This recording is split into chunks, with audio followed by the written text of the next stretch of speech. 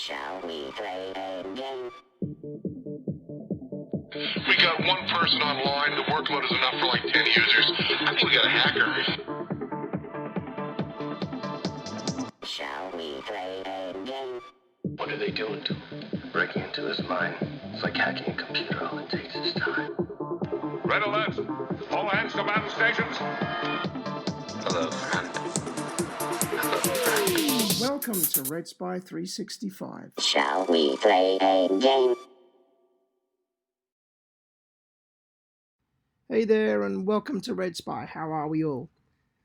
You know, when I was doing Red Spy, and I remember, I don't know if you listen to the older podcasts, maybe you don't, maybe you do, but I talked about Red Spy, and when I first started creating this, I wanted to create this and be like the dreamweavver for pen testing. The reason, I'll go back to the reason why. I remember when I first left the military, and I was, brand new MCSE, and I was working on web development, and these guys, everything there was in Notepad. And, Dreamweaver came along, shows my age, I guess. But Dreamweaver came along, and you're able to, not necessarily that you don't have to understand the code, but it made the process easier. And that was important. It was the process that it made easier. Instead of, and you could visually see things happening. And to me, I'm a very visual person, so I was like, oh, this is really cool. But the problem was that, or the argument against it was, well, look at all this extra code it added. And in those days, bandwidth was a lot of things. Page loading speed was really important. And you got a lot of sort of pushback because it was like, how dare you use Dreamweaver? But my theory was that, look, I'm using Dreamweaver and I'm getting, better results. The creativity and the barrier to sort of, some of the stuff that we was doing was removed. So, some of the more creative types didn't necessarily have to, get bogged down in sort of like the hard code facts and trying to make everything. It was the tool to make things easier. And, when I look back, we're seeing this emergence of this new phrase, no code or low code. And essentially, that's what Red Spy is. It's this low code, no code. Well, I say low code. We're not necessarily no code. But we're low code in the sense that we want to be able to break the barrier from pen testing, to have to understand and become the ninja and do all the ninja things. To me, that's the input. These are the inputs. These are the events. These are the actions. These are the integrated tools. Those are where the ninjas, that's where I need to extract the DNA and put the ninja DNA in. But really, essentially, when we pen test, we want to show the risk to the organization, the impact of that risk. And we want to test the assurance of the defenses in place. And the barrier to people, for some people, is that, maybe they don't necessarily know as much. And don't forget, we're going to be short of about 240,000 people. And that's, a problem in the security industry. We know how important, as a pen tester, I know how important pen testing is. It's the cornerstone of most regulatory compliance. But we've got to be able to remove this barrier by saying, look, you've all got to be ninjas. 250,000 of you, we've got to create ninjas.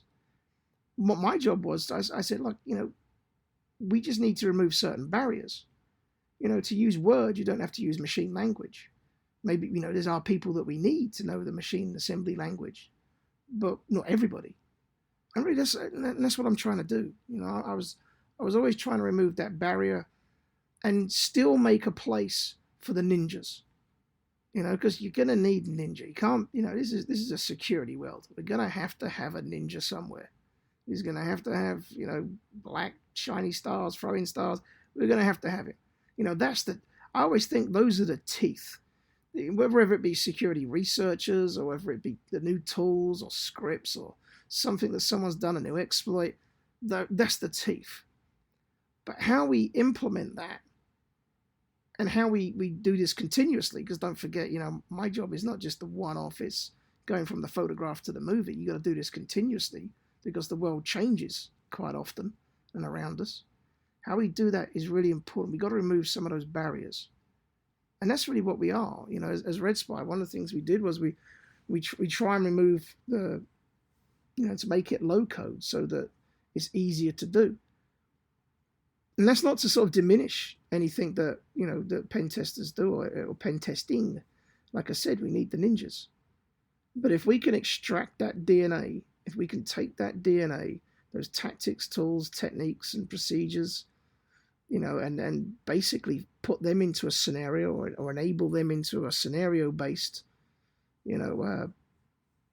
pod, as it were, or scenario-based, or just a scenario, better word, just capture that TTPs and put them into a scenario that can be used by a non-ninja, then that's beneficial. That means more people can access what the ninjas do, and that's important as well. If you think about the impediments to things like sort of programming, people talk about no code and why low code and no code is going to exist.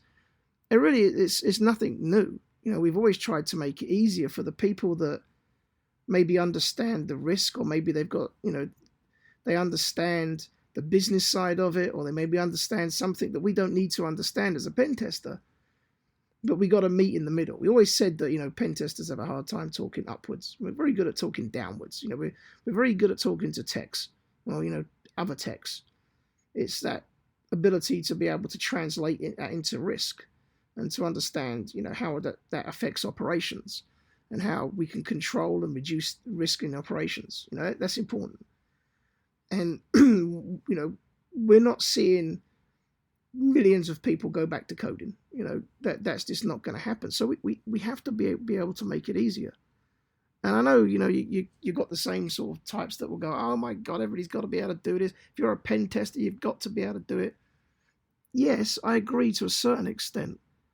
But if we're short of all these people, doesn't it make sense to make it easier?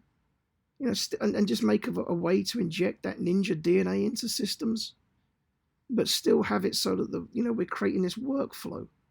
I'm sure I have a particular tactic, technique, and procedure. I'm sure I have I tend to follow a set routine on the initial part of a pen test. That's dictated by, I guess, a lot of times, regulatory compliance. But you kind of know your quick wins. Where to go. That's your you probably have a particular thing. I know I do for lateral movement, where I can hit certain areas, and that's my DNA, and we go to class to sort of update our DNA, as it were, so that we keep current. But then we're going to pen testers class, but all other pen testers are going to keep current as well, doing the same thing. So it's we're sort of creatures of habit, I guess. And in doing Red Spy, I said I wanted to create the dreamweavver for pen testing, but essentially, I just missed the buzzword. I'm not very good at buzzword bingo at times. And the buzzword was low code or no code. We're definitely low code. We're not no code. You still got to understand some things. But it's definitely being able to put, the TTPs into a workflow, and even put that into a business workflow as well. So it goes from, the tactical side of things, the actual understanding the very technical detail of what happened, and being able to translate that app to risk. And we do that via, return on security investment metrics, mean dwell time. And because we're we're able to do that continuously and gather more metrics than you would do with a one-off test. That's not to say that one-off tests aren't good, because they are. I mean, better than nothing, as it were. But, and a good one-off test is worth its weight in gold, that's for sure. But I think one of the problems we have is that we've got so far, we're trying to create ninjas and keep ourselves exclusive, and you've got to be a ninja. And I agree, like I said, but it's got to be ninja DNA somewhere. And that you see that ninja DNA everywhere, don't you? See it in tools. You see some tools that you think, man, this is awesome. Like, I remember when Bloodhound came out, I was like, oh, this is really cool. That's effective. Or you see things like NetSparker, or, you see certain tools that you're like, man, that's impressive. Makes life easier. Or it enables the repetitive tasks to be easier. Not necessarily some of, the interpretive tasks. That's why even Red Spy's hybrid operation, never get rid of the human. Still got to be able to do that interpretive aspect. You still look at something. But we are creatures of habit. And if we can inject multiple DNA into the system, rather than say just my DNA, then that's surely better. And we do that. We do that via all the tools that we integrate. These are all, great security researchers. These are great. This is everybody's. If you imagine things like all the, even like go to Metasploit, fantastic. And then look at all the modules being written in Metasploit. Look at all that DNA coming into the system. Brilliant. Now make it so that, we can make it easier so that you don't necessarily have to understand the assembly language, to use word kind of analogy, but you can actually see the result, the end result, and you can understand and translate that end results to how it impacts your organization. That's really the key, is to be able to take all this DNA, this pond, as it were, and then turn around and say, oh, look, we've injected it in, but we've made the workflow easy because it's low code. You don't have to understand. We've put all this workflow together for you so that we can build workflows that are unique to you. That's important, I think. So as we go forward, this is where you'll see things like the marketplace, I think, start to get really important, because the marketplace really does enable the DNA to come direct. It's kind of interesting. It really does enable that DNA to come direct. But even more so, when you start looking at things like, what's coming up in 13.4 with the tool server and the repository, that's the same thing. We're able to quickly take that DNA. And that's the thing, I remember doing the OSCP. So, the thing was always try harder. And sometimes you'd get on a system and someone else would reboot it and it was like, oh, damn. And then the thing was try quicker. So this is, part of it, so that it's not just good enough to be able to integrate a tool. You've got to be able to integrate a tool, a tactic, technique, or something, but it's got to be done quick. It's got to be an easy process. It's got to be a low-code process, if I'm going to use the correct buzzword. But it definitely has to happen. I think we're also seeing security drift. I think and I love that. I can't remember where I read it. I would actually give kudos to whoever I read it. But I like the phrase, security drift. Especially in these times, what we're seeing is people, just working from home, or companies bomb bursting all over the country and everybody's sitting by the pool. Yeah, we're working. But, it's much harder to update certain things, or maybe security's not, taking a bit of a back seat because the budget's been blown because they've had to buy all these laptops. And so we see this kind of like security drift. That's not to say, some companies aren't on top of it. And I'm not saying every company is. But what we are seeing is some companies, they take a little bit longer. Maybe the mean dwell time's going up between us finding something and someone fixing it. So we're seeing this little drift apart. And so, part of my job is to re-energize and say, look, security is important. We know that. It makes sense. And you still got that regulatory compliance to conduct it and make sure it's due diligence. You don't want to be sat at those tables when the ransomware hits and everybody's going, oh, what happened? And it's like, well, we didn't patch this system, or we wasn't able to patch this system because everybody was remoting through it. Understand that we've got to be able to keep on top of this stuff as well. So that's all it is for Red Spy. I'm literally 5 days away from 13.4. I am so excited. There's so many things. This is going to be the biggest update we've ever done. And as I said, tool repository, server, landing page editors. There's so many different things. There's like 54 different items in this. And there's like 54 different items. There's 8 major fixes. And there's some twists and turns. And, if everything comes together, it's going to be awesome. I'm really, really quite stoked with this one. As I am with everyone, obviously every version. But this one in particular. Normally, I used to do an update every couple of months. And then, I used to drive my analysts crazy. I was always kind of like the Tesla of updates, anything new, just keep updating. But it was just taking too much out, and some of the things that we were doing or wanting to do would take a little bit longer. So what I did was, there was a nice little pause that came up that was like, fantastic, 13.4, that's where we're going to put some of the big stuff, and that's where we are. We're coming up to 13.4. We always say we deliver, and hopefully we will.